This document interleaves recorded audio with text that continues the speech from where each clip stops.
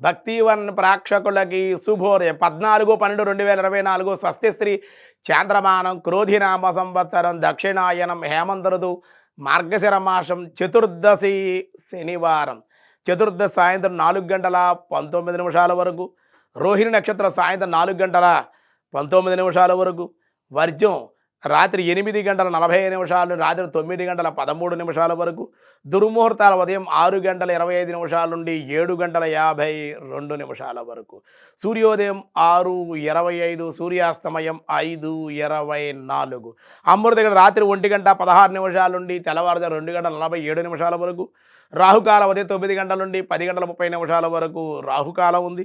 శుభ సమయం ఉదయం 8 గంటల నుండి 8:40 వరకు, సాయంత్రం 5:40 నుండి 6:15 వరకు. ఈరోజు విశేషం సిద్ధియోగం చాలా మంచిది. ఉదయం 8:45, సాధ్యాయోగం తెల్లవారుజాము 6:07, వని సాయంత్రం 4:19, విష్టి తెల్లవారుజాము 3:27. ఈరోజు దినారంభ చక్రాన్ని బట్టి ద్వాదశ రాశుల వాళ్ళకి ఎలా ఉందో చూద్దాం. ముందుగా మేషరాశి.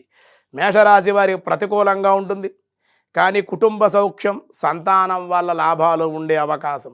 వృషభ రాశి అన్ని విధాల లాభం, ఉల్లాసంగా ఉంటారు.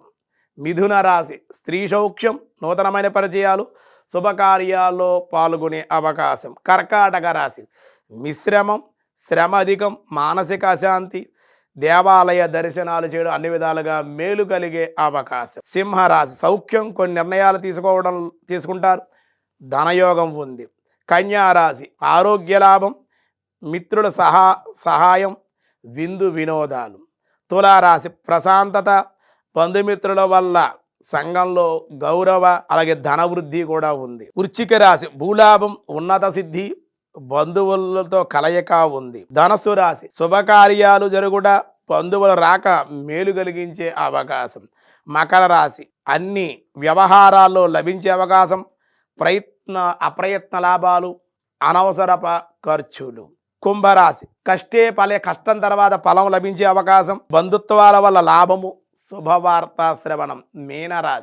మీనరాశి వారి వృత్తి వ్యాపారాల్లో లాభము, స్వల్ప అనారోగ్యము, కుటుంబ సౌఖ్యము కూడా ఉన్నాయి.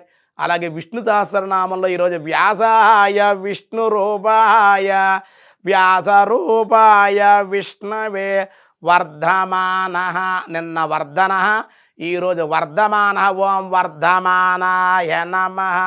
తనకు తానుగా వృద్ధి పొందువాడని అర్థం.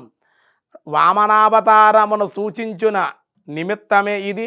బలిచక్రవర్తి వద్ద నుండి 3 అడుగుల దానాన్ని గ్రహించి, వామనమూర్తి ఇంతింతై వటుడింతై మరియు దానంతై నభోదిని పైనంతై చంద్రుడి కాంతియంతై అన్నట్లుగానే ఈయన ఇంత అంతంతా విశేషమంతగా వృద్ధి పొందినటువంటి వాడు, బ్రహ్మాండమంతా కూడా నిండిపోయినటువంటి వాడు, దివ్యమైన వైభవం కలిగినటువంటి వాడు అని భాగవతం కూడా వర్ణించబడింది. కాబట్టి వర్ధమానాయ నమః అని విష్ణు సహస్రనామంలో విశేషంగా స్వామికి చెప్పడం జరిగింది. మిగతా విషయాలు రేపు చూద్దాం. ఈరోజు స్వస్తి.